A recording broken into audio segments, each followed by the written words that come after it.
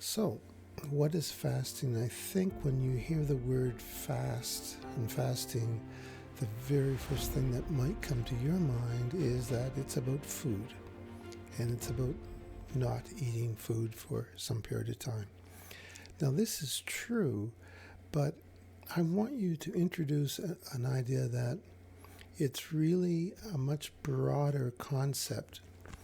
Think of all of the inputs of which food, related to the bottom one, their taste, is but one. So we have all these inputs, and when anything comes in, it has to be processed. And as I said earlier, when you think about fasting from food, we're talking about the body not having to process food. But there are fasts that you can do with hearing. You could choose not to use a cell phone for a day.